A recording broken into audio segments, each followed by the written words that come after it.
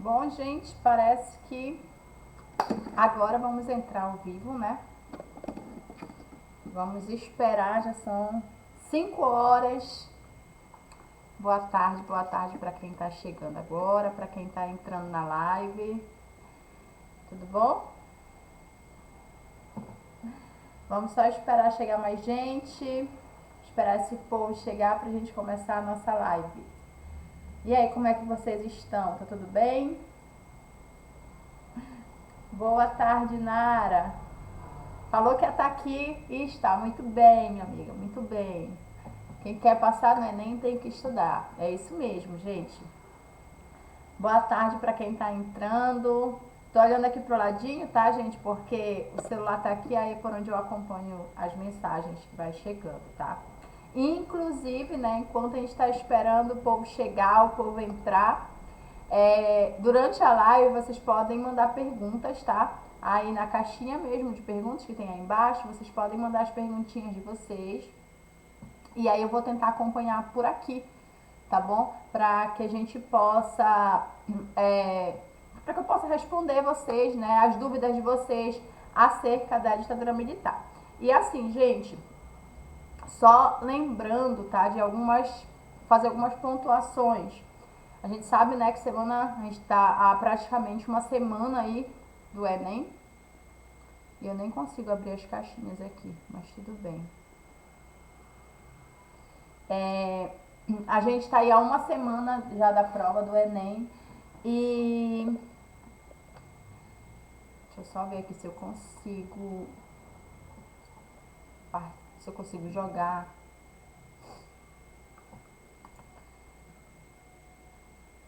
Os comentários aqui. Como eu estou usando uma live, um aplicativo aqui, aí eu fico meio perdida, tá? Mas é assim mesmo, gente, em cima da hora, tá? Aí tá essa bagunça, mas enfim. As perguntas eu peço que vocês mandem aí nos comentários mesmo, tá? Porque eu não tô conseguindo abrir a caixinha de perguntas aqui. Então, quando vocês tiverem uma pergunta, podem mandar nos comentários, que aí eu vou respondendo vocês de acordo com que a pergunta vai encaixando ali no conteúdo, tá? Quem sabe faz ao vivo. É tipo isso mesmo.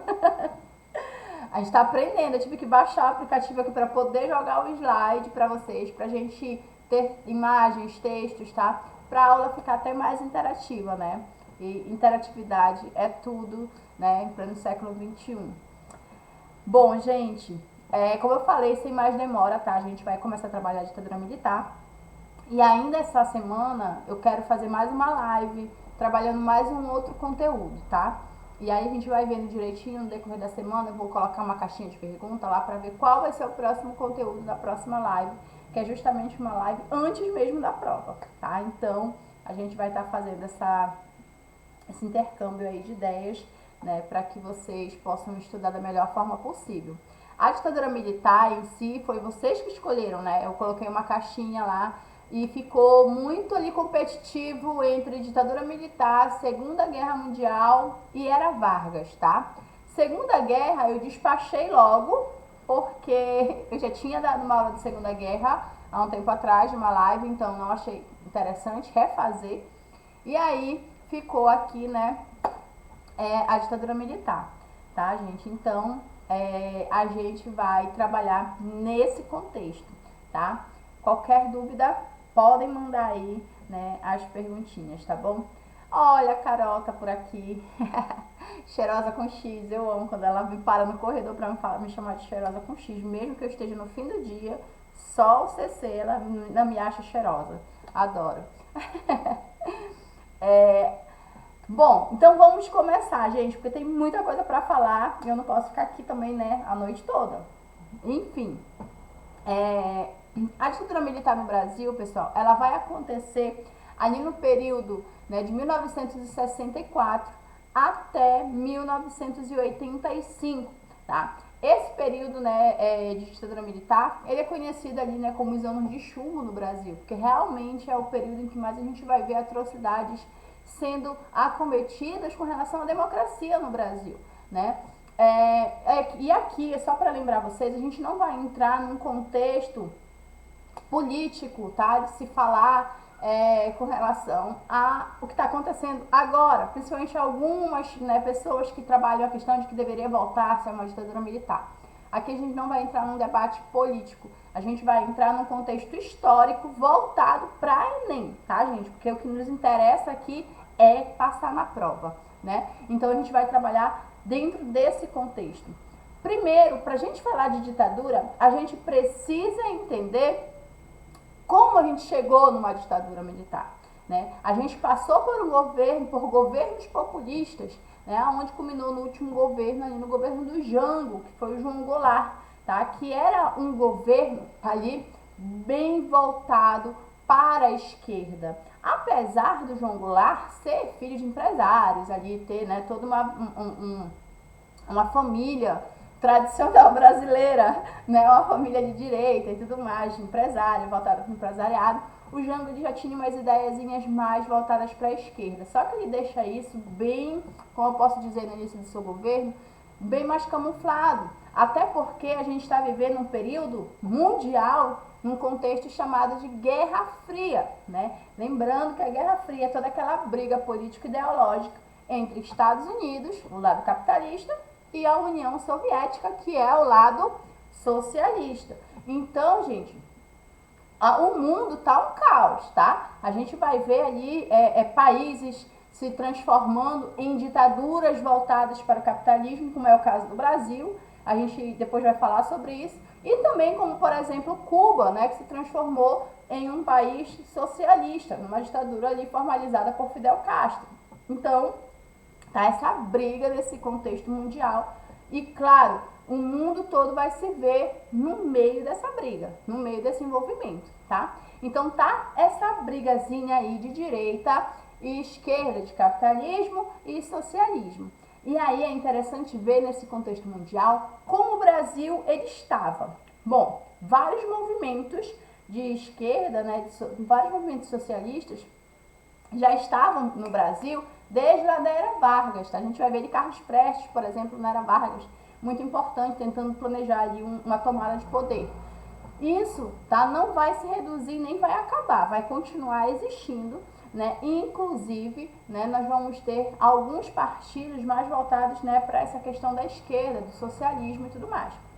Com isso, gente, o que acontece? Começa a se propagar no Brasil e em vários países da América Latina o fantasma do socialismo. Inclusive, né, surgiram naquela época várias, isso capa de jornal, tá?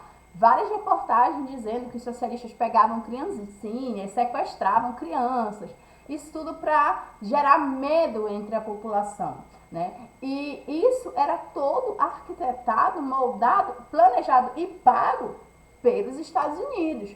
Porque a última coisa que os Estados Unidos queria era que mais um país na América se transformasse em um país socialista, tá? Então, os Estados Unidos, ele tá ali de olho no Brasil. Inclusive, né, essa relação Brasil-Estados Unidos, ela vem lá desde a era Vargas. E vem também, por exemplo, com ali o JK, que vai fazer empréstimos aos Estados Unidos e que os Estados Unidos vai querer receber, obviamente, né? A gente vai ver aí os Estados Unidos cobrando essa dívida externa, tá? Então, era um risco se o Brasil se transformasse em país socialista, já que a partir do momento que o Brasil se transformasse em socialista, automaticamente ele iria parar de pagar os Estados Unidos. Então, para os Estados Unidos, isso não era viável, isso não era bom, tá? E aí entra o último governo populista, que é o do Jango. Ele assume a presidência diante de uma república parlamentarista. O que é isso? É votado, tá, na Câmara dos Deputados e no Senado, uma lei que se aprova no Brasil uma presidência parlamentarista, onde a gente haveria a figura do presidente, porém, quem governaria esse país seria o primeiro-ministro, que no caso aqui, nesse contexto, é o Tancredo Neves, tá? Algum tempo do governo João Goulart se passa ali e é feito um plebiscito no Brasil perguntando se a galera queria a continuidade de um regime presidencialista, parlamentarista ou só o presidencialista. E o povo vota, né, para que o João Goulart exerça a sua função de presidente, tá? Então, votam ali para um regime presidencial. E aí, ele vem ali com um plano trienal, que era justamente combater o monstro da inflação, né, que já estava ali no Brasil desde lá da era Vargas, e só piorou no governo do Juscelino Kubitschek. Então, com isso, gente, com essa grande inflação, ele lança esse plano trienal para combater essa grande inflação que estava aí no Brasil. Porém, isso não é possível, ele não consegue controlar, gente. O PIB brasileiro estava baixíssimo, o preço dos produtos só aumentava, e aí ele vem, né, com algumas reviravoltas, como, por exemplo, a lei de remessa de lucros. O que é essa lei de remessa de lucros? É limitar a quantidade de dólares que vão ser enviados pelas multinacionais para o exterior. Ou seja, a ideia do Jango era que esse dinheiro ficasse retido no Brasil e pudesse ser investido no Brasil. Como?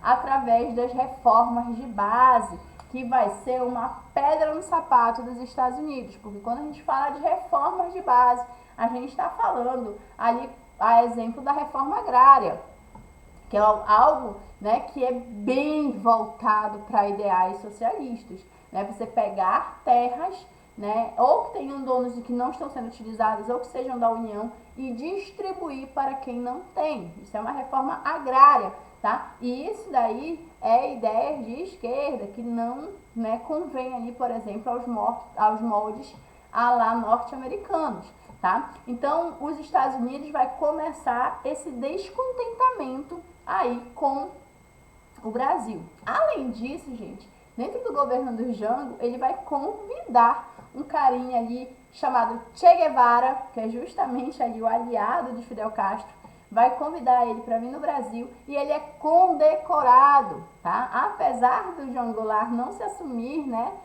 socialista, ele condecora o Che Guevara. E isso vai assustar demais os Estados Unidos, que vai começar, inclusive, a ter conversas ali com o embaixador norte-americano aqui no Brasil. E isso tem dados, tá, gente?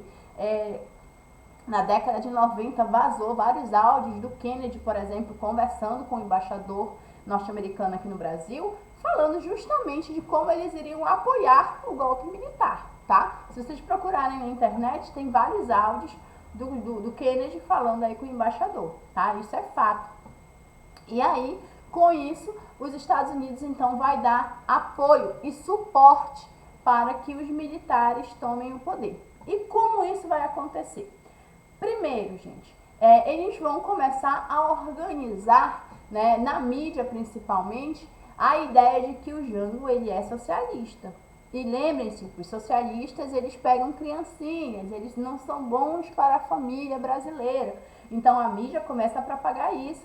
E justamente é nesse contexto que surge a Marcha da Família com Deus pela Liberdade, que era justamente uma carreata, uma passeata em oposição ao Jango, formada ali pela elite, pela classe média brasileira, tá? Inclusive ali, né, a igreja estava apoiando essa marcha, tá, gente? Nesse período a igreja apoiou esse ideal e vários meios de comunicação também, inclusive uma gigante da comunicação brasileira, que era a TV Globo. Para quem não sabe, a TV Globo, ali, o jornal o Globo principalmente, eles incentivaram a ditadura militar no início dela, né? Eles já pediram desculpa por isso, falaram que foi um erro, mas que apoiou, isso é fato.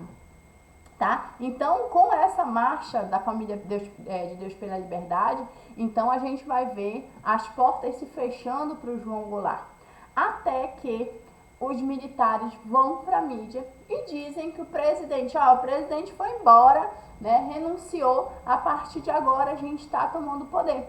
Só que era uma mentira, porque o presidente não tinha ido embora, né?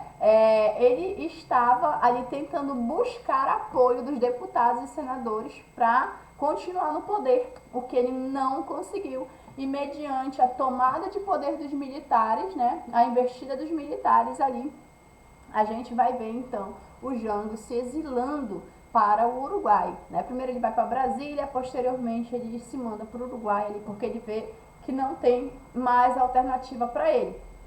E o mais engraçado, gente, nessa situação toda, é porque muita gente pensa que a ditadura ela começa em São Paulo, nos grandes centros urbanos. Não, ela começa em Minas Gerais, tá? Inclusive, né, ali com o lançamento da Operação Popeye, tá? Por Olímpio Mourão Filho. Por que Popeye? Por que o nome dessa operação tem esse nome? Porque o Olímpio, gente, ele gostava de usar um cachimbozinho da paz, né? Eu até coloquei aqui embaixo a imagem dele aí para vocês verem, né? Então, por isso o nome é Operação Popeye, por conta aí, né, do Olímpio Mourão, gostar de um cachimbo. E aí, gente, é justamente, tá, com a Operação Popeye, com o apoio de um carinha chamado Castelo Branco, que inclusive vai ser aí, né, um dos primeiros presidentes dessa ditadura, a gente vai ver, então, o início efetivo da ditadura militar aqui no Brasil, tá? Bom, primeiramente, gente, o Luiz, ele vai ficar passando aqui, tá, gente?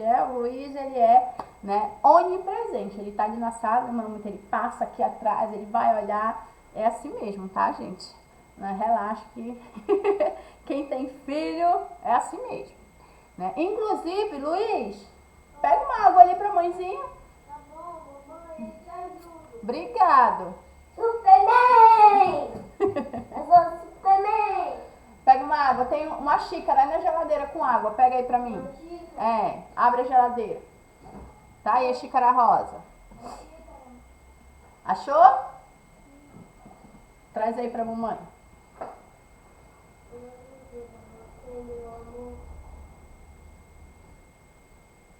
Vem. Pra hoje, cara. Ah, esse meu ajudante é muito devagar. Muito obrigado, meu amor. De nada, meu amor. Pronto. Ele quer participar. Pronto. Vai lá agora, vem cá.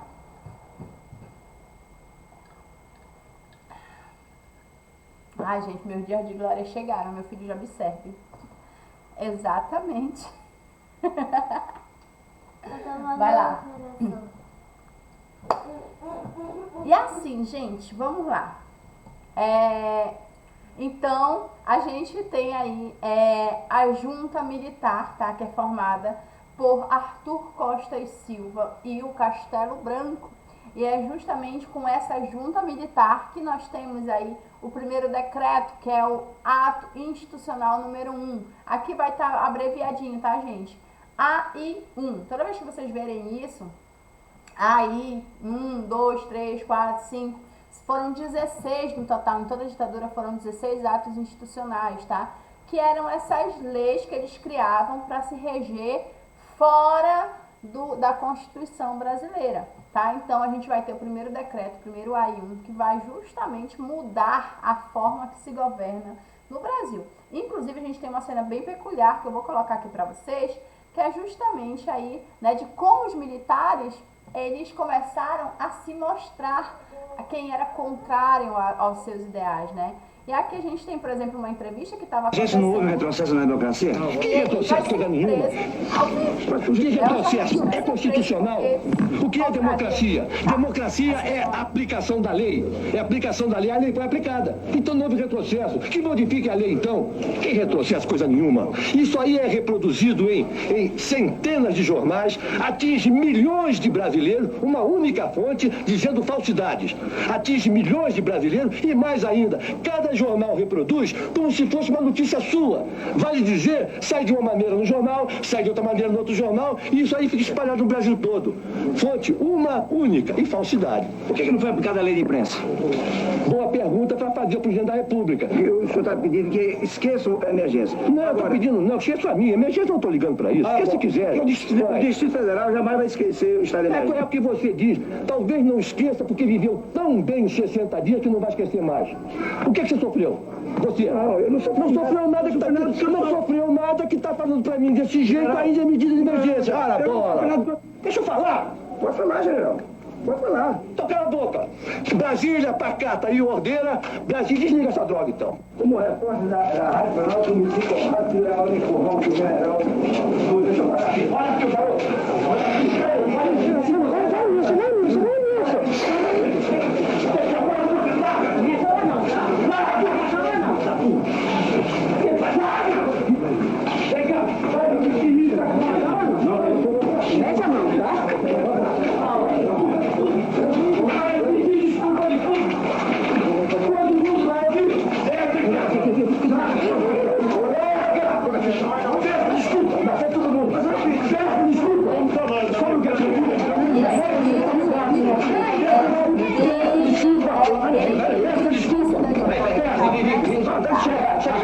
Mostra aí, né, o jornalista, né, tentando ali combater algumas notícias que o militar estava colocando e acaba sendo preso, né, naquele momento mesmo ali.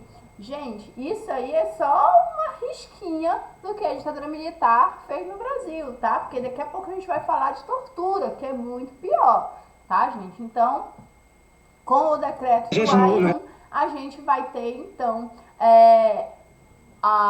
se transferindo o poder do Brasil aos militares, suspendendo também todos os direitos políticos de centenas de pessoas. Quem são essas pessoas, gente? Muito fácil. Quem é contrário, né, aos militares. Então, se você era uma pessoa que não concordava com os militares e era político, provavelmente políticos de partidos ali, né, mais de esquerda, você tinha os seus direitos políticos suspensos por 10 anos. Além disso, também começou ali as cassações de mandatos, aonde eles vão alterar a composição de todo o Congresso Nacional, tá, gente? Inclusive prendendo parlamentares que estavam exercendo ali a profissão, né? Então, o parlamentar muitas das vezes estava trabalhando ali, o deputado trabalhando, de repente, né, chegavam os militares e levavam ele preso, tá, gente? Então, a gente vai ter ali várias atrocidades acontecendo a partir do AI-1. Pode mandar, Laís, a pergunta.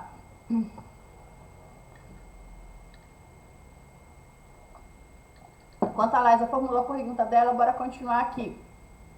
Também a Constituição, a partir de agora, vai ser suspensa, tá, gente? Não temos mais Constituição. Além disso, o presidente também não seria mais escolhido por eleição, né? Uma eleição direta. E sim pelo Congresso, ou seja, de forma indireta, tá, gente?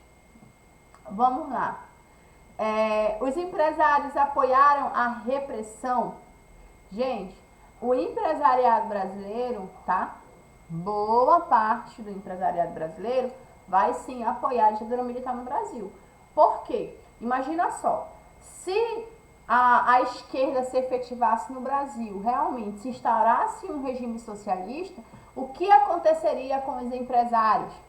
A maioria das empresas seriam estatizadas, ou seja, a ideia de países que se tornaram socialistas faziam o quê? Pegavam as empresas, tomavam dos empresários e estatizavam, transformavam essas empresas em empresas do Estado. Ou seja, quem ali governava essas empresas, regia essas empresas, era o Estado e não mais o empresariado. Principalmente a questão do empresariado que vem do estrangeiro, né? Então, multinacionais, a nível de multinacionais aqui falando, não existiriam mais no Brasil. Por quê? Porque essas multinacionais, elas são de cunho capitalista e não se tem empresas de cunho capitalista em países socialistas. Logo, essas ideias não são compatíveis ali, né, com o empresariado, que é de praticamente quase todos de extrema direita.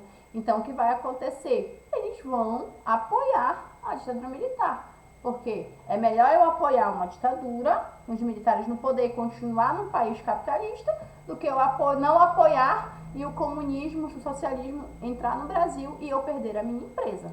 Entendeu? Eu também amo essa xícara. Quem foi que me deu? Bom, então temos aí, tá, o primeiro ato institucional. E aí temos também a instituição do primeiro presidente eleito de forma indireta, que é o Marechal Castelo Branco, que vai governar aí de 1964 até 1967. Nesse período, gente, vai ter extremas, como eu posso dizer, cassações de mandatos e suspensão de direitos políticos. E também, a partir de agora, todos os partidos políticos foram extintos. Só vai poder haver 2 partidos políticos, tá? Primeiro, a Arena, que era a Aliança Renovadora Nacional, que era o Partido dos Militares, e o MDB, que era o Movimento Democrático Brasileiro. Porque esse MDB, gente, era o partido da galera que era contrária aos militares. Por que então os militares estipularam apenas 2 partidos? Porque era mais fácil de você saber quem era seu opositor. Não é do Arena, Logo é do MDB, que não me apoia. Então é mais fácil de eu conseguir ali deixar ele no meu controle, tá, gente? Tem mais uma pergunta aqui da Nara. Qual a diferença entre socialismo e comunismo? Bora lá. Socialismo e comunismo, eles estão muito ligados, tá? Eles têm a base na mesma ideia de Karl Marx. O livro ali, O Capital, né, de Karl Marx, ele vai justamente trabalhar essa ideia de socialismo e comunismo. Elas são praticamente a mesma coisa, por isso que muita gente se confunde. Mas tem uma diferença, tá? Dentro do socialismo, nós temos um Estado que rege, ou seja, nós temos ali, né, um líder que vai reger aquele país e vai controlar, né, todo o sistema governamental. Essa é o foco principal dentro do socialismo. O comunismo, ele tem todos os ideais socialistas. A única diferença é que não se tem um representante oficial para reger esse povo. Por isso, gente, que temos essa controvérsia de que nunca houve um comunismo, porque em todos os países em que se dizem comunistas, ainda assim tem um representante. Tem um representante que lidera, tá? Então, na tese, na teoria, a diferença é essa. Mas na prática, não funciona, tá? É por isso que a gente confunde muito. E até mesmo, vários textos, eles retratam como se fossem coisas iguais. Mas, na teoria, tem diferenças, tá? Bom, vamos voltar lá. Então, gente, o Castelo Branco, ele vai também lançar o famoso AI2, o Ato Institucional número 2.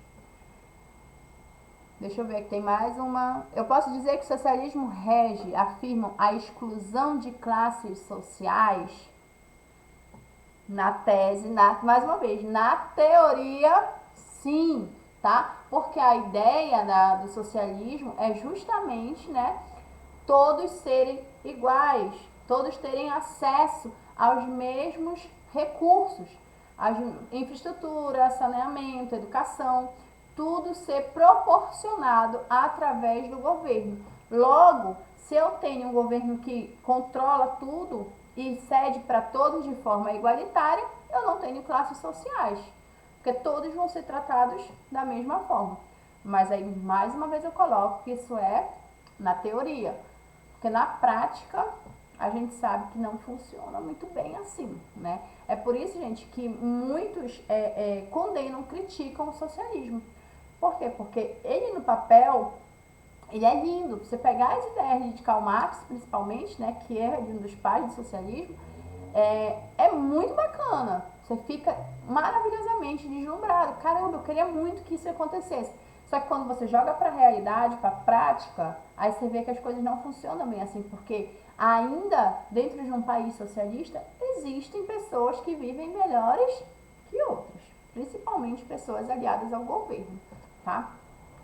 Como eu falei, na teoria é uma coisa, mas na prática não funciona bem assim.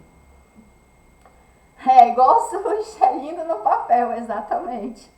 Amei a colocação. A Coreia do Norte é um país que segue essa tese, certo?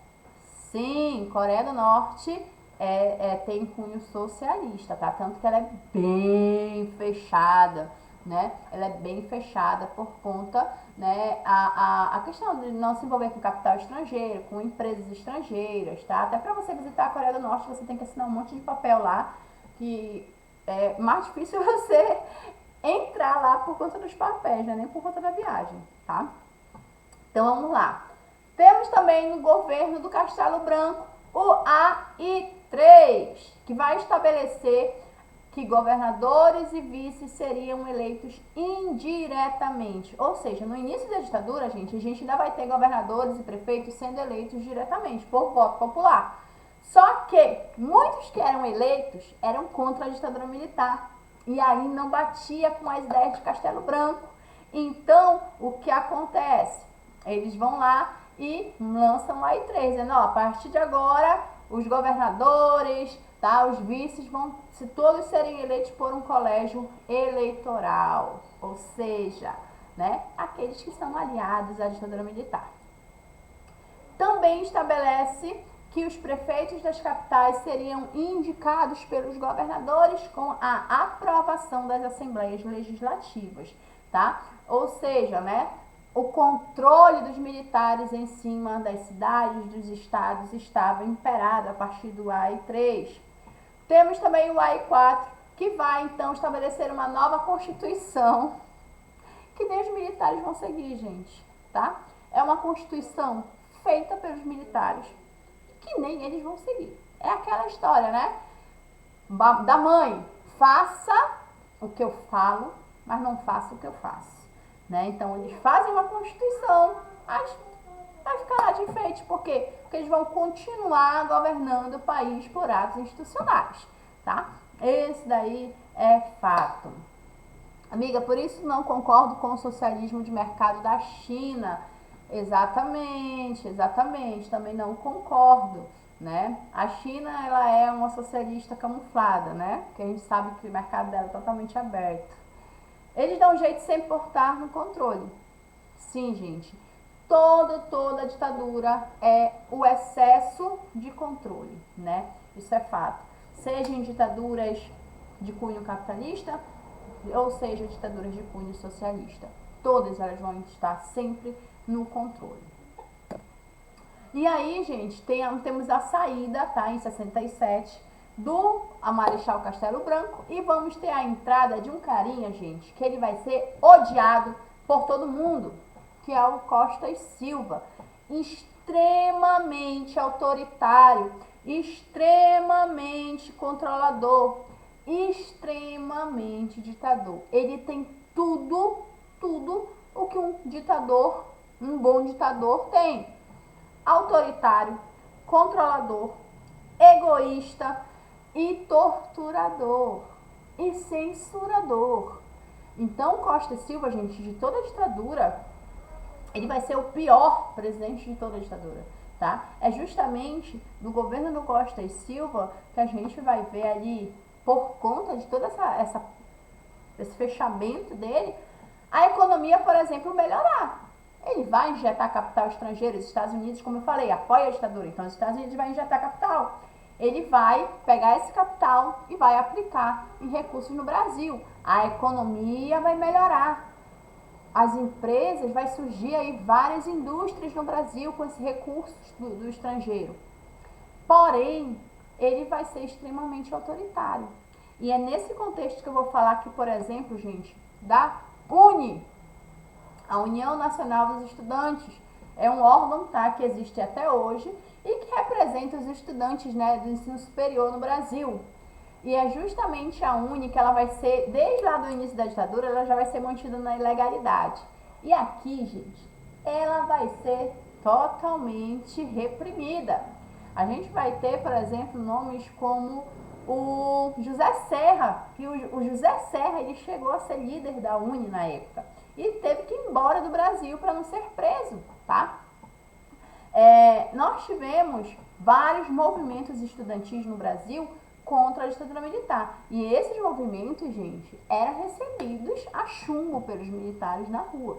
Tanto que uma dessas manifestações, um desses movimentos que estava acontecendo em São Paulo, resultou na morte de um estudante chamado Edson Luiz, com um tiro no peito a queima-roupa. Ou seja, né, um menino de costas, os militares foram lá e atiraram para matar, tá, gente?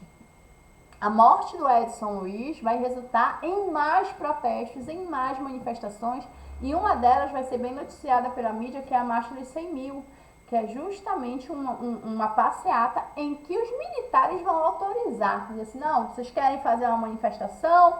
Pode fazer, que eu vou deixar dessa vez.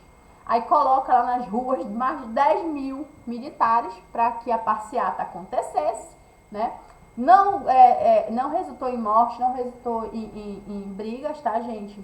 Aconteceu tudo bem. Vários artistas da época, cantores, foram para a passeata dos 100 mil, né, em protesto aí contra a morte do Edson Luiz. Inclusive, a gente tinha Caetano Veloso, Gilberto Gil, tá? A gente vai falar um pouquinho mais lá pra frente sobre a questão da censura. E assim, foi um período em que o Costa e Silva simplesmente fechou o Brasil para as manifestações. Tanto que a gente vai ter ali, né, após esse evento do Edson Luiz, mais um evento que vai resultar em resultados ruins, né? Ali na Sexta-feira Sangrenta, que foi em 21 de junho de 68, aonde a gente vai ter em várias partes do Brasil vários movimentos estudantis, né, indo para as ruas contra a ditadura militar e ocasionando em brigas diretas ali com os militares. Numa dessas brigas a gente vai ter o Manuel Rodrigues Ferreira, que também era estudante e foi atingido 2 vezes na cabeça, né, pelos militares. Essa história, gente, resultou, né, no Manuel ainda indo para o hospital com vida, porém chegou lá e ele acabou falecendo, né? Afinal foram 2 tiros na cabeça e realmente era difícil ali, né, dele sair dali com vida. E, gente, com os movimentos estudantis aumentando em todo o Brasil, o Costa Silva então vai colocar uma solução final. O que é essa solução final? O AI-5, que é o pior dos atos institucionais. Por que é o pior, gente? Porque ele vai suspender a partir de agora todos os direitos políticos dos cidadãos. Presta atenção, não é dos políticos, gente, é dos cidadãos. Todos os cidadãos agora têm seus direitos políticos, seus direitos suspensos, tá? Ou seja, você pode a qualquer momento ser pego pelos militares e preso. AI-5, realmente, Nara, AI-5 é o queridinho do Enem, tá, gente? Então, preste atenção no que se constitui aqui o AI-5. Primeiro, suspende direitos políticos dos cidadãos. Segundo, vai fortalecer órgãos como o DOI-CODE e o DOPS, que eram os órgãos ali que representavam os militares, inclusive órgãos de tortura, tá, gente? Aonde ali, por exemplo, do DOPS, o Romeu Tuma foi líder por 17 anos. Foi 17 anos do cara torturando pessoas ali. E detalhe, quando a ditadura acaba, que ele é questionado sobre o trabalho dele, em cima do DOPS, ele fala que ele não se arrepende de nada porque ele estava fazendo aquilo pela nação, tá? Então, olha só a mentalidade do cara, né? Eu torturei, eu matei pela nação brasileira, né? Uma mentalidade de merda, né? Também temos aí, dentro do AI-5, onde o presidente teria direito de fechar o Congresso. A partir de agora, o Congresso estava fechado, tá? Temos também a intervenção do presidente nos estados e municípios, caso ele achasse necessário. Ou seja, se o prefeito está fazendo besteira lá, está indo contra a gente, eu vou lá intervir e tomo o lugar dele. Também ele poderia cassar direitos políticos e demitir funcionários públicos, né? Ou seja, eu sou concursado, não saio por nada. Sai sim, né? Se você for contra mim, eu, né, te demito, você vai embora. E o pior, gente, ele vai suspender o direito de habeas corpus para crimes contra a segurança nacional. Ou seja, se eles suspeitassem que você era alguém que estava ali do lado da esquerda ou que estava contra a ditadura militar, você era preso e não tinha mais direito a habeas corpus, não tinha direito a responder em liberdade. Ah, mas eu sou réu primário não fica preso. Isso não existe mais aqui, querido, tá? Lembra? Não tem Constituição, você tem um ato institucional que é oficializado pelos militares, tá? Então, não existem mais, né, habeas corpus. Todo mundo é preso e acabou. Vamos lá. E como eu falei, gente, nesse período, a ditadura, ela é ferrenha com relação à tortura. A galera vai ser torturado, né, aos montes, tá, gente? Se você tivesse isso aqui de suspeita em cima de você, você era preso e você era torturado. Pra que eles torturavam você? Pra você entregar outras pessoas. A ideia era essa. Gente, daqui a pouco eu vou falar do número de mortes, tá? Mas falar de tortura na ditadura, várias pessoas foram torturadas e nunca tiveram nada a ver com movimentos de esquerda, tá? Isso é fato. Pela simples desconfiança, eles acabavam torturando pessoas que nada tinham a ver com a situação. E por quê? Bom, primeiro, a gente vai ver no Brasil um nacionalismo exacerbado, ou seja, a classe média alta exalta o Brasil como nação soberana, né? E essa historinha a gente já sabe, né? Porque a gente meio que já ouve bastante sobre essa questão desse nacionalismo exacerbado. E lembrem-se, gente, em ditaduras militares isso é corriqueiro, tá? Você pegar fascismo na Itália, nacionalismo exacerbado. Você pegar nazismo na Alemanha, nacionalismo exacerbado. Você pegar a ditadura militar no Brasil, nacionalismo exacerbado. É tudo justificável pela nação. Tudo se justifica porque nós somos a favor da nação brasileira. E, gente, que justificativa de merda é essa, né? Falar que tudo se resume a isso. Por quê? Porque, na verdade, nunca é pela nação brasileira. É pelos líderes que estão no poder. Essa é a verdade em cima das torturas dentro da ditadura militar. Vários políticos, militantes de esquerda, cantores e atores começaram a ser caçados pelos militares. Tanto, gente, que muitos se mandaram, foram embora do Brasil para não serem presos, tá? A gente tem exemplo aí, vou colocar aqui, Chico Buarque, por exemplo, que teve que se exilar para a Argentina para não ser preso, né? A gente teve também Caetano Veloso, que se exilou justamente para não correr esse risco, tá? As formas de tortura realizadas pelas ditaduras foram inúmeras. E os métodos de tortura utilizados pelos agentes do exército e do governo foram ensinados pelo exército francês. Gente, muitos foram treinados pelo exército francês, que eram, né, tinham ali lutado em uma guerrilha em guerra civil e ensinaram aos brasileiros essas técnicas de tortura. Temos também os norte-americanos, que tinham uma base no Panamá, onde brasileiros militares eram enviados para o Panamá para aprenderem técnicas de tortura pelos norte-americanos, né, gente? Olha só que coisa linda, só que não, né? Então, né, nós temos aí várias, eu trouxe para vocês algumas aqui. Tem mais uma perguntinha. Poderia dizer que existia inspiração nazi-fascista? Sim e não. Por quê? Porque ditaduras militares, elas são mais antigas até mesmo que fascismo e nazismo. E o fascismo e o nazismo pegaram inspirações dessas ditaduras militares que aconteceram no passado, tá? Porém, nós temos não inspiração em cima disso, mas que é fato que toda ditadura, ela sempre vai se justificar em cima de manter a soberania nacional, tá? Não é nem por conta de inspiração, mas é porque ela se baseia nisso para justificar o que ela faz, né? Que é em prol da soberania nacional. Isso daí é fato, tá? Foi na época da ditadura que as músicas eram censuradas pelo governo?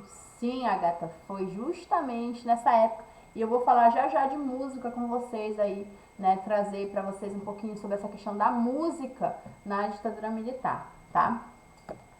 Bom, e aí, gente, aqui eu coloquei na tela algumas formas de tortura. Eu não vou colocar aqui vídeos que tem bastante na internet, tá? Mas vou deixar uma sugestão de filme para vocês assistirem, que é o Marighella, tá? Que justamente mostra ali diversas formas de tortura que aconteciam aí na ditadura militar, tá, gente?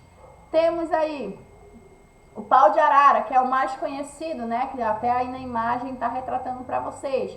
Eles colocavam ali, amarravam a pessoa e deixavam ela ali por horas pendurada, tá? Para tentar arrancar informações das pessoas. Temos também os choques elétricos. E, gente, os choques elétricos era algo surreal. Por quê? O que eles faziam? Eles colocavam pontas de fio elétrico nos seios das mulheres ou nos órgãos genitais, tá? Seja na vagina, no pênis, no ânus, na orelha, que são cartilagens, que são pontos, né, mais frágeis do corpo humano. Eles colocavam ali fios elétricos e começavam a ligar para dar choques nas pessoas. Molhavam as pessoas para aumentar a intensidade. né? Então, gente, nós temos aí os choques elétricos como uma das formas mais difíceis de tortura para quem era torturado.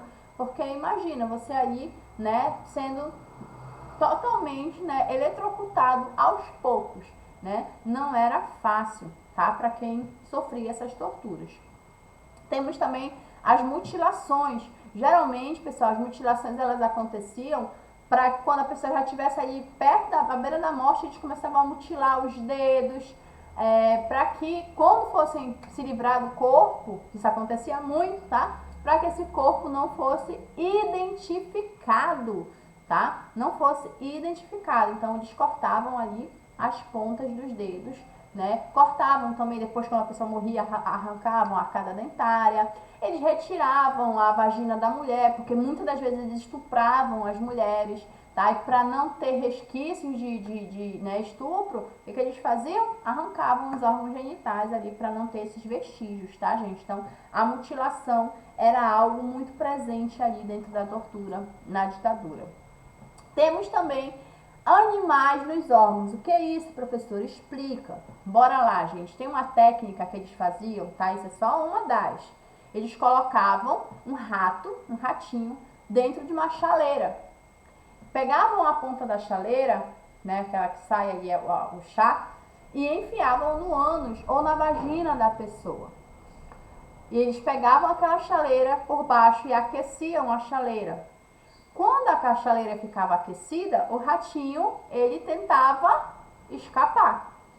E aí, com as garrinhas dele, o único lugar que ele poderia escapar era justamente pelaquela saída que ficava ali, ou na vagina, ou no ânus da pessoa. Então, ele acabava, né, no desespero de tentar sair dali, comendo e também rasgando todo o intestino ou útero da pessoa, né, que levava ali a morte, infelizmente. Era uma morte lenta, gente, muito dolorida para quem passava por isso, né? É muito triste. Temos também a geladeira, né, que também era bastante conhecida aí pela ditadura, né? Eles colocavam a pessoa ali, né, numa geladeira com um nível, né, bem abaixo ali, um nível térmico bem abaixo, tá? E com sons ensurdecedores, que era para deixar a pessoa, né, toda, como eu posso dizer, aterrorizada até que ela pudesse entregar alguém. E também as técnicas de afogamento, né? Eles colocavam a pessoa de cabeça para baixo e jogavam ela dentro de um balde ali com água e, né, afogando ela para que ela voltasse e pudesse contar algo. Gente, isso aqui é só algumas das torturas, tá? Existiam mais tipos, como eu falei, eles eram treinados, existia treinamento para tortura, né? E esse tipo de tortura tem algumas aqui que são torturas medievais, tá, gente? Que muitos passaram por isso. De acordo com a Comissão Nacional da Verdade, que foi instaurado, né, anos depois da ditadura, entre os anos de 64 e 85, mais de 400 pessoas foram mortas e estão desaparecidas até hoje. Mais de 6.000 pessoas foram torturadas durante esse período. É muita gente, pessoal. Tem gente que diz assim, não é quase nada. Quem fala isso é porque, sinceramente, eu olho assim para a pessoa porque eu já ouvi isso, né? Eu já ouvi isso de um aluno, dizer assim, não é quase nada. Aí você não é quase nada porque não foi alguém da tua família, não foi você que passou por isso, né, gente? Ninguém merece passar por um governo que tortura e mata para se obter informações. Além dos acontecimentos em solo brasileiro, diversas vítimas relataram ter visto e ouvido especialistas brasileiros ensinando métodos de tortura a militares chilenos no Estádio Nacional, que se tornou um gigantesco centro de tortura coletiva. Isso aí, gente, foi na ditadura chilena, tá? Que aconteceu essa questão. Enfim, a gente poderia fazer só uma aula só sobre as torturas na ditadura militar, só que não tem como. E assim, o que é importante enfatizar das torturas, gente, é que até hoje, 2022, nenhum militar foi punido. Nenhum militar foi punido, tá? Mas depois eu vou explicar por que eles não foram punidos. Saímos do governo Costa e Silva e entramos no governo Médici. O governo Médici, gente, eu vou passar para vocês o básico, que é importante vocês saberem do governo Médici, tá? Lembrando, se você tiver alguma pergunta, tá? Podem mandar aqui, que a gente vai ler as perguntas de vocês. O Pedro tá aqui, o Pedro Vitor. Oi, Pedro. Pedro, meu aluno lá do cursinho, maravilhoso. A Agatha, a Nara tá por aqui, a Nívia.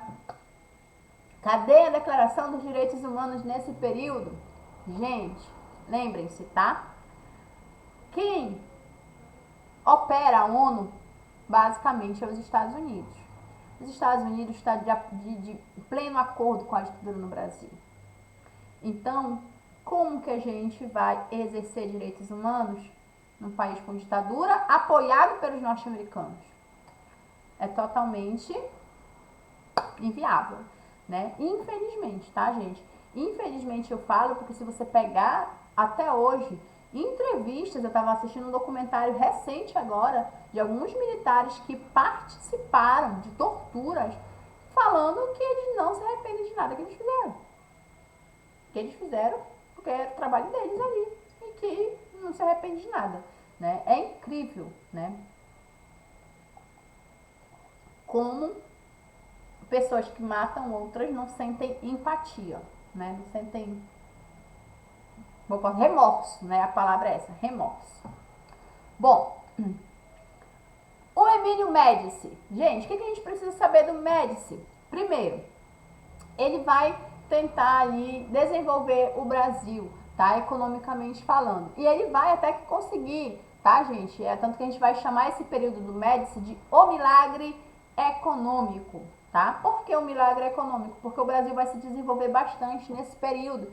E esse dinheiro, advindo de capital estrangeiro, mais uma vez falo, né, Estados Unidos, vai justamente investir esse dinheiro em obras faraônicas, que são obras, né, esse termo obras faraônicas vem justamente lá, da onde?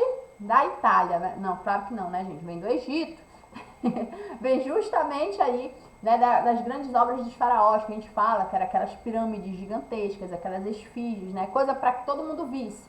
Por isso o termo obra faraônica, tá? E por que a gente chama isso de obra faraônica aqui no Brasil? Porque ele vai tentar trazer obras enormes para cá, para o Brasil, para que o povo visse que os militares estavam trabalhando em prol da população, em prol da família tradicional brasileira, né? Então, por exemplo, né, várias indústrias vão surgir nesse período ali no ABC Paulista e também em Minas Gerais, ali na região de Contagem. Também ele vai, né, acho que a maior obra que eles vão lançar, criar, é justamente a que nós conhecemos, que é a nossa realidade aqui na nossa região, que é a Transamazônica, que era a ideia de interligar, fazer, né, uma rodovia gigantesca para interligar o norte ao sul do país, né, gente? Coisa que até agora nunca saiu, né? A gente sabe da nossa realidade.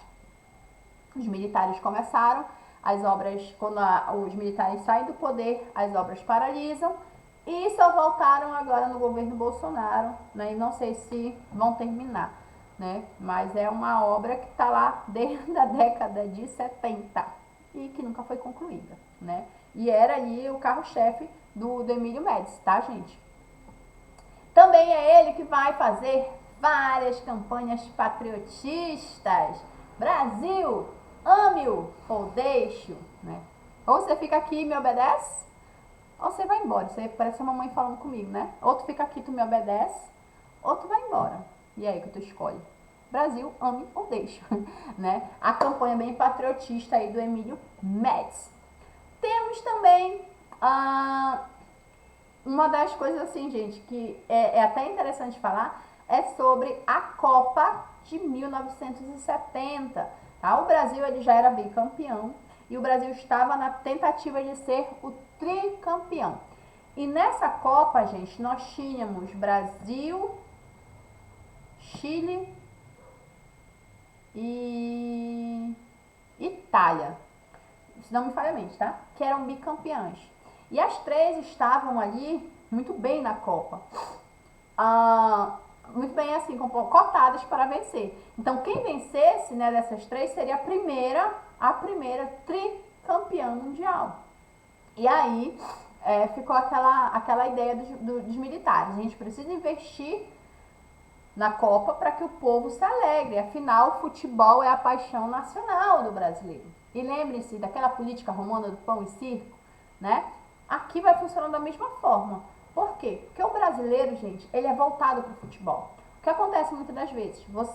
A sua semana, ela depende de como o seu time foi no domingo. Por exemplo, se o Flamengo jogou mal, perdeu no domingo, na segunda eu vou estar de mau humor porque o Flamengo perdeu. Né? Então, muitos brasileiros eles são regidos por futebol. E, eu não gosto de futebol. Tudo bem, mas é uma paixão nacional? Gente, quando que a gente utiliza a camisa do Brasil? Em época de Copa. Nós não somos patriotistas porcaria nenhuma. A gente só é patriota quando é Copa, né? Então, nós somos um povo muito voltado. E os militares, então, vão lá e incentivam financeiramente a seleção brasileira a trazer essa taça para o Brasil, tá? E justamente, né, vai ser nessa época que o técnico, que eu agora esqueci o nome, o técnico da seleção, ele tinha umas vertentes de esquerda. E os militares vão tirar esse técnico de lá e vão colocar o Zagallo. Não que o Zagallo seja de direita, tá, gente? Mas porque o Zagallo ele tinha recém se aposentado, então ele já era o cara mais tranquilo e tal. E aí vão lá e contratam o Zagallo para ser o técnico da seleção brasileira. E é justamente como técnico da seleção, o Brasil acaba ganhando a Copa, né? E sendo aí tricampeão mundial da Copa do Mundo, tá, gente? Isso traz um sentimento de euforia no Brasil, né? Várias vinhetinhas que até hoje a gente canta, né? Vamos todos juntos pra frente, Brasil, salve a seleção. Essa música é desse tempo, tá, gente? Os militares pagam ali vários cantores para fazer essas vinhetas, tá? Para a Copa de 1970. Então, com a conquista da Copa, parece que o povo meio que esquece ali os militares, né? E deu certo, a ideia era essa, né? Que os protestos acalmassem mais e que a galera vibrasse com a Copa. Política do pão e circo, né? Mas aí, no caso, é só circo mesmo, porque o pão tava faltando. Bora lá! E quem acha que o Médici, né? Inclusive nós temos uma cidade aqui no oeste que se chama Medicilândia, né? Medicilândia é justamente, né, por conta desse presidente aqui, tá, gente? Do Médici. Extremamente autoritário, assim como seu antecessor, Costa e Silva. Inclusive, né, vamos aqui trabalhar agora a questão da censura no Brasil. Bom, temos aí, então, um período extremamente, né, difícil para o Brasil por conta da censura, gente. Várias músicas com AI-5 eram taxadas e censuradas, tá? Inclusive, aqui eu trouxe algumas imagens para vocês que falam, né? Vetada, esse conteúdo permite lembrar a situação social do negro em nossa história. Olha só por que eles censuraram a música. Temos também Cálice, aqui, do Chico Buarque, que foi censurado, porque estava na testa, né? Que era uma música contra a ditadura militar e que ela foi censurada, tá? Pai, afasta de mim esse cálice, não é o cálice, a taça, é de se calar, né? Então a gente tem ali muitas músicas através de Chico Buarque, Gilberto Gil, Caetano Veloso, e inclusive surge um movimento nesse período chamado Tropicália, tá, gente? Que é um movimento musical e artístico que é justamente combatendo ali a ditadura militar no Brasil. E esse movimento ele fica tão forte que vários vários cantores, artistas, inclusive tá, de teatro, vão começar a ser perseguidos. Com a instituição do AI-5, toda a mídia, todo teatro, novela que se fosse fazer no Brasil, tinha que se passar pelo departamento de censura, tá? Ser registrado para poder verificar se vai ser utilizado ou não. Matérias para jornais eram censuradas. A internet caiu, será?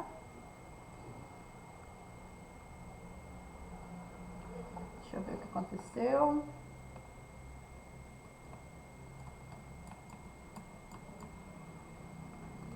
Bora ver o que aconteceu.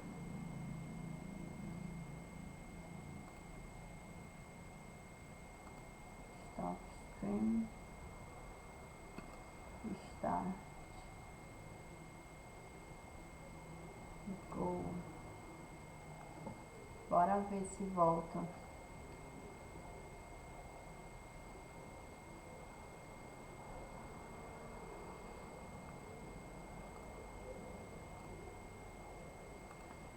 Deixa eu só ver aqui se volta a nossa transmissão.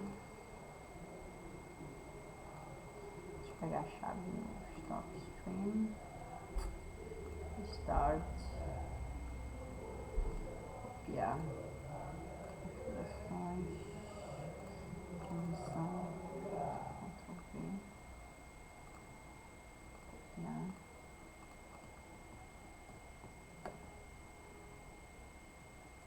Clicar.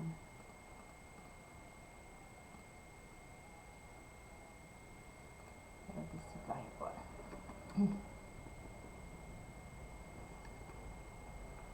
Voltei. Voltei. Gente, a live caiu sozinha aqui. Caiu! Mas voltei. Voltem! Voltem. Já estou aqui de novo. Entre. Acho que foi a internet, gente. Tava demorando a internet não ficar ruim. Podem entrar de novo. Estamos aqui. Foco, força e fé. São os militares querendo me derrubar. Meu Deus.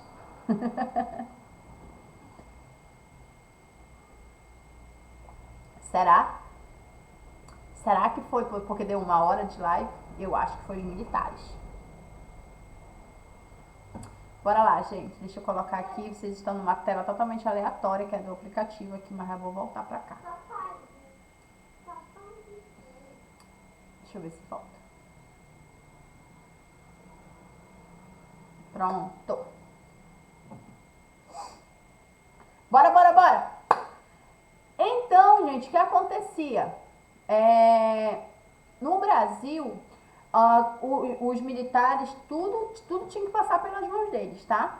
Se fosse de jornal, novela, música, tudo tinha que passar pelos militares. Então, o que acontece? Muitas das vezes, por exemplo, eles faziam uma notícia que tinha que ser mandada para o departamento de censura, né, de imprensa e propaganda. Chegava lá, não, essa matéria aqui não vai para o jornal não, censurado. Aí, como eles não tinham tempo para fazer outra matéria, o que eles colocavam? Receita de bolo, tema de livros, colocavam poema dos Lusíadas, tá? Inclusive, tem aqui, né, eu coloquei alguns pedacinhos aqui para vocês, ó. Nesse jornal aqui de cima, a gente tem aqui os Lusíadas, canto primeiro. Por quê? Porque isso daí provavelmente foi uma notícia que foi censurada pelos militares, tá, gente? Então, não podia ser veiculado. Aqui embaixo, bolo de chocolate, né? Vamos aprender a fazer um bolo de chocolate. Ou seja, muitas notícias eram censuradas, como não tinha tempo de colocar outra notícia, eles colocavam alguma coisa aleatória para cumprir o espaço ali no jornal, tá, gente? Isso era muito comum nos jornais naquele período, tá? Principalmente falando do jornal impresso. As músicas que passavam ali por censura. Muita gente, eu falo assim que tem situações que parece que é cômico, porque, por exemplo, você vê Cálice do Chico Buarque, que foi totalmente vetada, tá? Mas você, por exemplo, tem aí Roda Viva, do mesmo Chico Buarque, que foi aprovada, né? E são músicas extremamente, que falam extremamente ali da ditadura militar, contra a ditadura militar. Então existiam coisas que passavam pela ditadura, pela censura, e coisas que não passavam, tá? Tanto que eu falo assim, tem coisas que eles liam, tem outras que estavam com preguiça de ler, porque passava e era claro, era nítido. Cálice do Chico Buarque, eu lembro de uma situação em que, eu lembro não, porque eu não era nascida nesse tempo, tá, gente? Porque eu vi o vídeo, em que eles estavam, né, ali no teatro cantando, e aí eles começaram a cantar Cálice. E como tinha militares lá próximo, o que eles fizeram? Os donos do teatro desligaram o microfone do cantor para que ele não pudesse cantar. E a galera entoou assim, Cálice, né? Mesmo com o microfone desligado, a galera começou a cantar pro medo, pro horror ali do dono do teatro, né? De ser, né, preso e torturado por conta da situação, tá, gente? Então, a gente vai ver várias dessas situaçõezinhas acontecendo.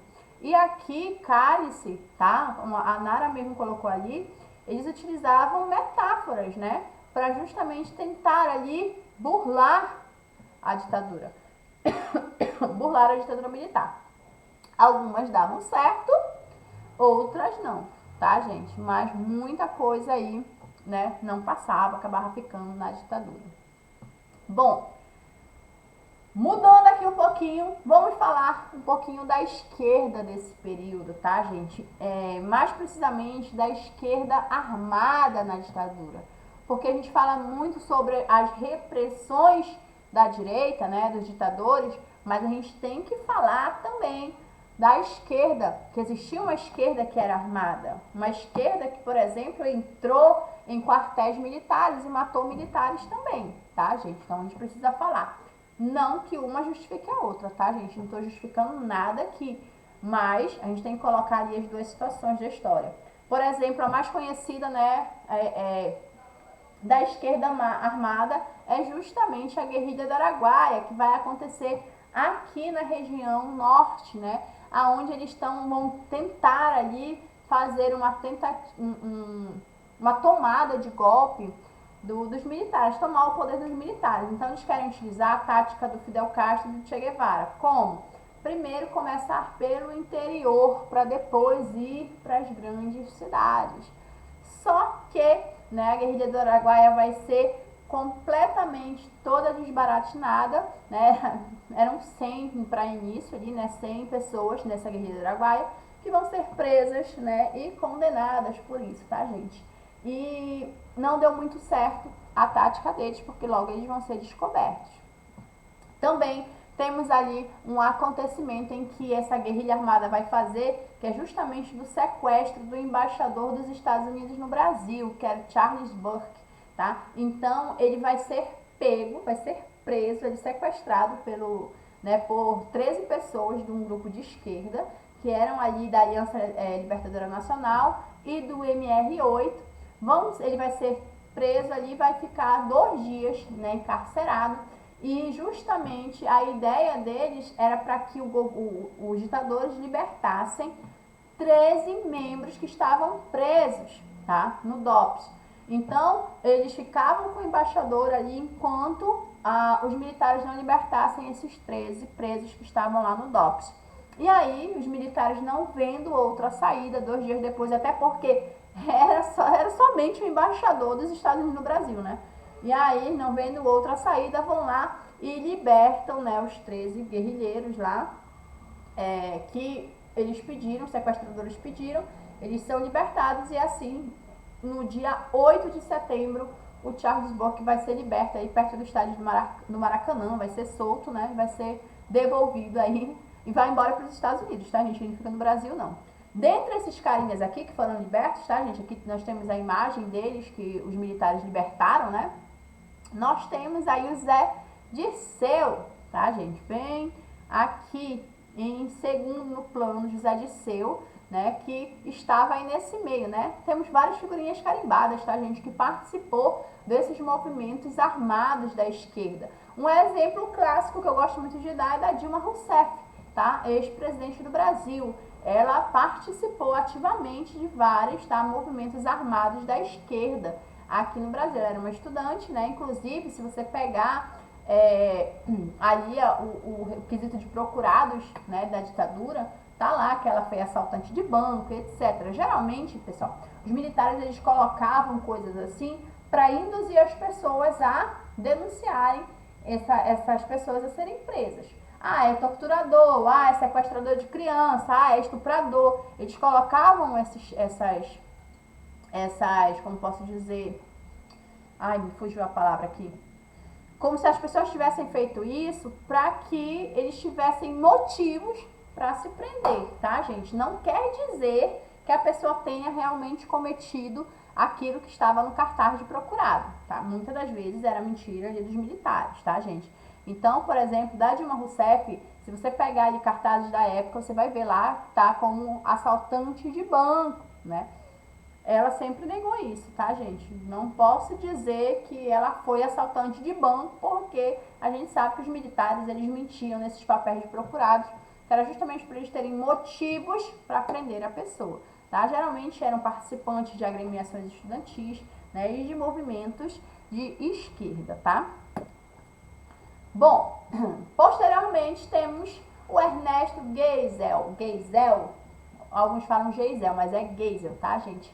O Ernesto Geisel, ele vai ficar ali na presidência de 74 a 79.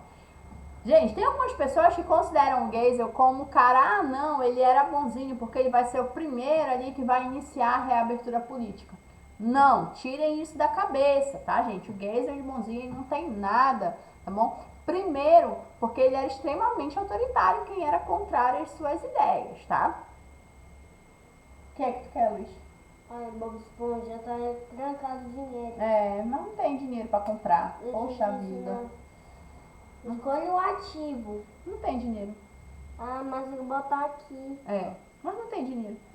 O que vão fazer agora tá no seu bolso. Não tem, ó. Pede pro pessoal mandar dinheiro aí na live pra ti. Pra mim? Deixa eu sentar aqui. Não, vai lá que a mãe tá trabalhando. Já eu te dou atenção. Bora lá. Então, ele vai ser ali eleito, tá? Por um colégio eleitoral. E é justamente no governo do Geisel que a gente vai ter algumas crises que vai afetar os militares, tá, gente? Aí o povo vai parar de começar a ver os militares como coisa boa. Por quê? O milagre econômico lá do Médici acaba aqui, tá, gente? Acaba aqui. Por quê? A gente vai enfrentar a crise do petróleo. O que é isso, gente? O Brasil tem a Petrobras, mas o Brasil, ele não é autossuficiente em petróleo. O que acontece? Muito do nosso petróleo era comprado lá de países ali soviéticos, que formavam ali a União Soviética. E o que vai acontecer? A União Soviética, ela vai fechar os seus mercados para países capitalistas, que era uma forma de pressionar os norte-americanos. E com esse fechamento de vendas para países capitalistas, o Brasil vai ser afetado. E o que vai acontecer, gente? Se eu não tenho como comprar petróleo, vai faltar petróleo. Logo, o preço da gasolina vai disparar, vai aumentar. E tudo que se depende de gasolina vai também disparar junto. Então, a inflação vai para as alturas, gente, tá? Ou seja, tudo, né? Do que a gente come, do que a gente bebe, porque para tudo a gente precisa de combustível, tá? Então, a gente vai ter aí essa crise do petróleo que vai acabar com o milagre econômico que o Médici tinha proposto ali, né? Também a gente vai ter várias greves no setor industrial e essas greves vai para a rua junto com os estudantes para pedir o fim da ditadura. E como eu falei, o Geisel, ele não tem nada de bonzinho. Então, o que ele vai fazer? Ele vai perceber que nas últimas eleições, que ainda se tinham ali parlamentares que eram eleitos pelo povo, vários parlamentares que não eram a favor da ditadura. E o que ele vai fazer? Vai tirar todo mundo de lá e vai decretar os senadores biônicos. Parece uma coisa boa, né, gente? Mas não é não. O que são os senadores biônicos?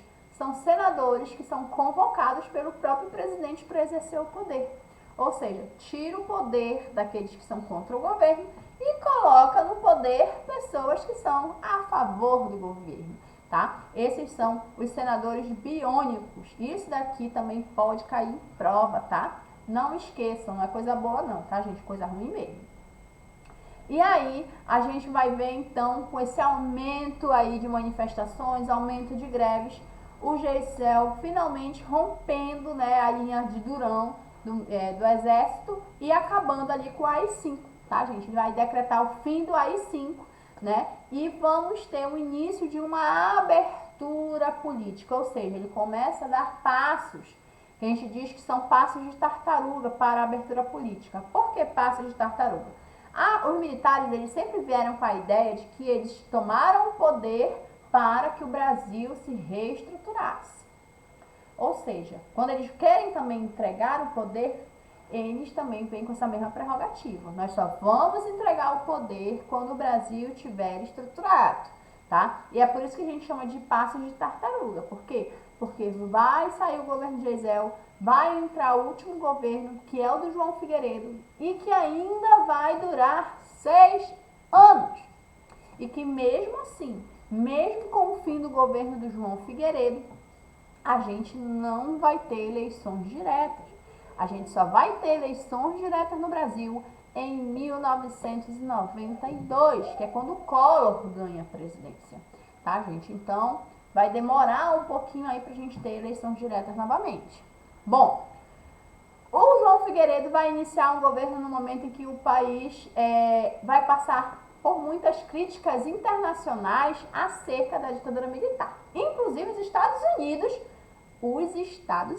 vai começar a criticar os militares. Logo, quem ajudou? Diz, não, isso aqui tá, não pode, gente, não pode acontecer isso. Nós nunca, prova que a gente ajudou os militares, nunca no Brasil, né? Então eles começam, inclusive, a pressionar o Brasil para que a ditadura acabasse. O João Figueiredo, tanto que foi proposital, a única foto de um militar sorrindo foi do João Figueiredo, tá, gente? Porque de todos os militares, ele era o mais aberto ali a mudanças, ele veio, né? Inclusive, quando o jornalista batia assim de frente, e aí, vai ter abertura política? E ele falava assim, vai ter, já falei que tá tendo. E vocês vão se esquecer de mim, né? Essa frase dele é famosíssima. Vocês esqueçam de mim. Qual era a ideia dessa? Era para se esquecer, né, que houve ditadura no Brasil. Só que é fato que a gente não deve esquecer nunca, né? A gente deve aprender o que é uma ditadura para nunca mais a gente querer outra, né? Então, diante ali das pressões de toda a sociedade, o presidente também foi eleito por um colégio eleitoral, vai assumir o compromisso de realizar a abertura política e devolver a democracia no país. Tanto que ele vai criar novamente vários partidos, ou seja, o pluripartidarismo vai voltar a existir no Brasil.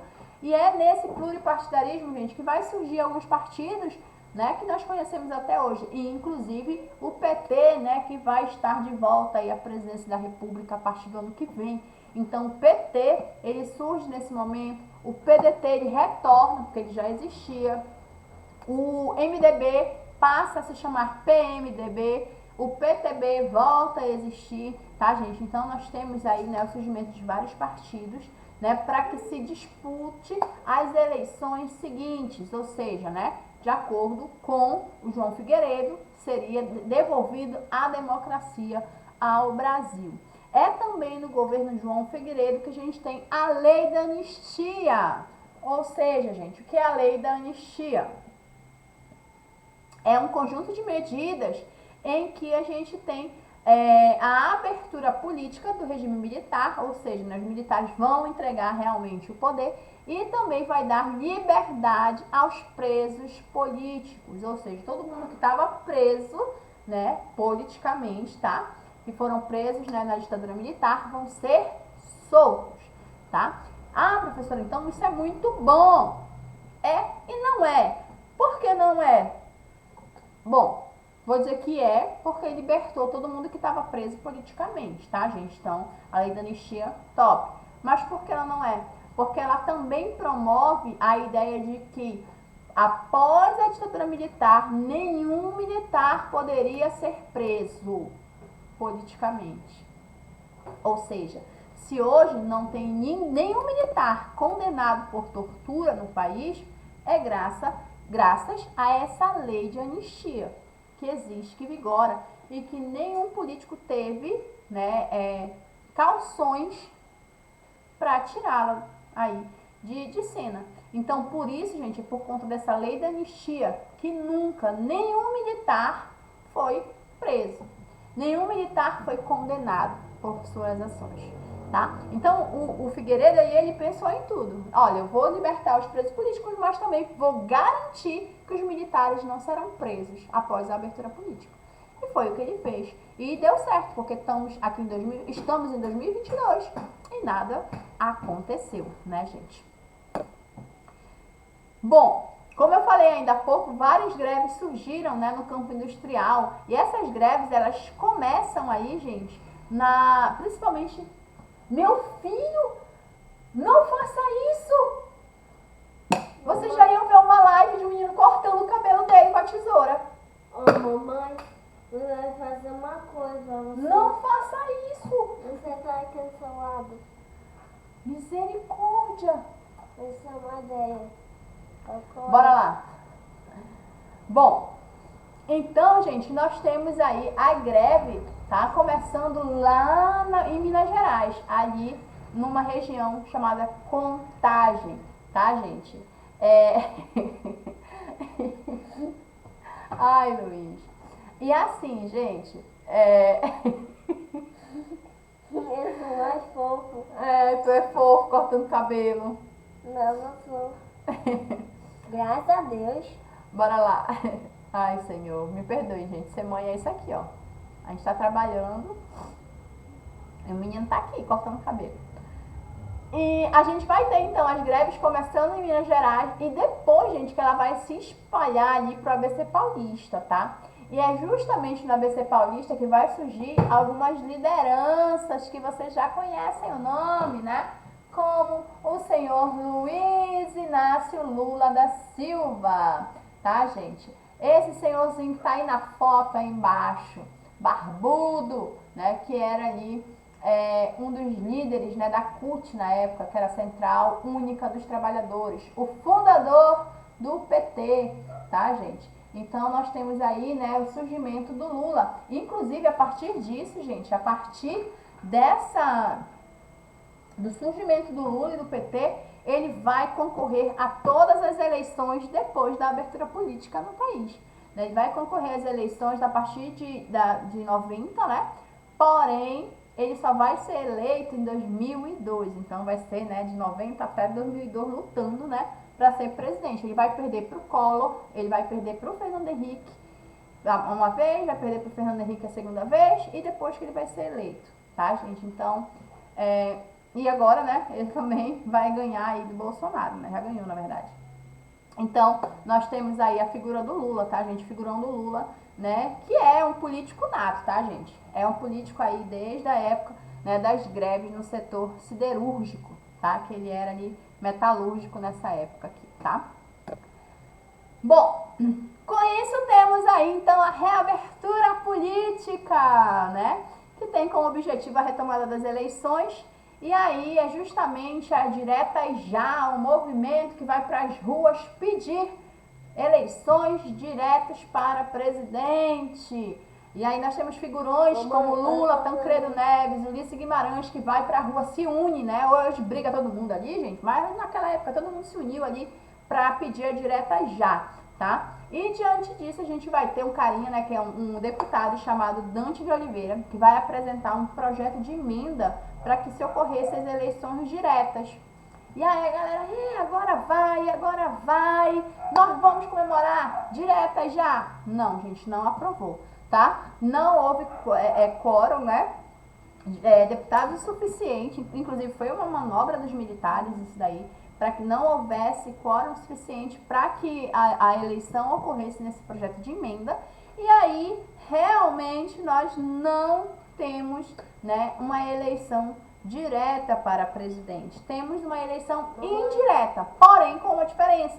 Não é mais militares que vão concorrer às eleições, e sim duas pessoas mesmo comuns, tá? De um lado temos o Paulo Maluf, que é ali aliado dos militares, né? E do outro lado temos o Tancredo Neves, tá? Uma pessoa ali mais popular e tudo mais, que vão competir ao cargo de presidente. E nas eleições, né, os deputados vão então escolher o Tancredo Neves como presidente do Brasil.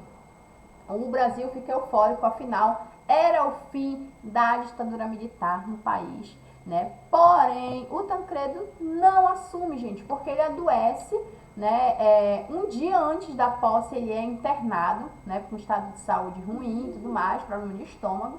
Ele é internado. Quem assume a presidência interinamente é o seu vice, que é o José Sarney.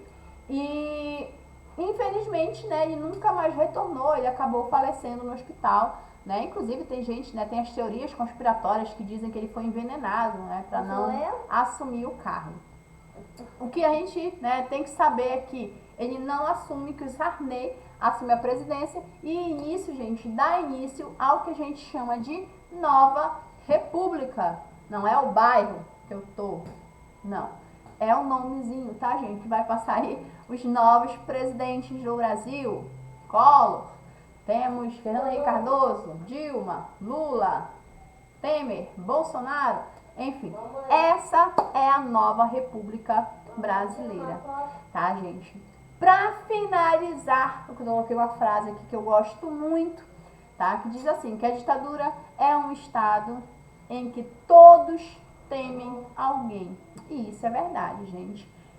A gente precisa estudar a ditadura pra gente não querer uma ditadura, tá? Em nenhum momento, eu como professora de história, quero ouvir dos meus alunos que querem uma intervenção militar, porque isso não é vida. A gente lutou tanto no decorrer dos anos para uma democracia, para que no fim das contas a gente tenha outra ditadura. Não, né, gente? Para que a gente viva com medo? Não. Eu prefiro 1000 vezes uma democracia que, por mais que eu não goste de um presidente, eu possa falar dele, eu possa questioná-lo, eu posso fazer meus vídeos, eu posso dar minha aula sem interrupções, do que uma ditadura em que eu não posso falar nada. Eu prefiro 1000 vezes uma democracia com um presidente que eu não goste, né? Então, é isso, né, que eu tenho para falar sobre a ditadura militar. Quero ver se vocês têm alguma pergunta. Se vocês têm alguma dúvida, se vocês acham que faltou algo.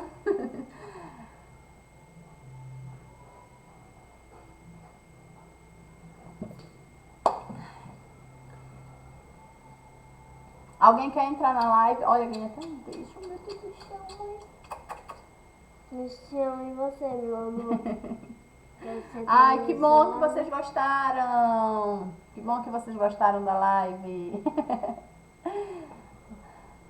Que bom, gente. É isso, tá? Eu vou me despedir por aqui. Sábado que vem, sábado é pré-ENEM, né? A gente vem com outro tema, tá bom? Adorei estar com vocês, quem ficou do início ao fim, gente. Muito obrigado por terem participado, por terem ficado aqui com a gente. E até a próxima. Tchau. Boa noite. Dá boa noite, Luiz. Boa noite. Joga beijo.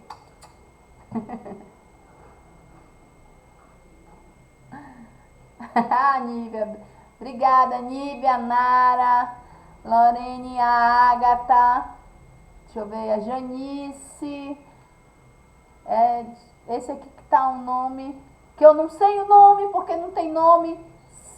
Silquiuares. Tchau, gente. Obrigada por tudo. Boa noite. Deixa eu encerrar aqui.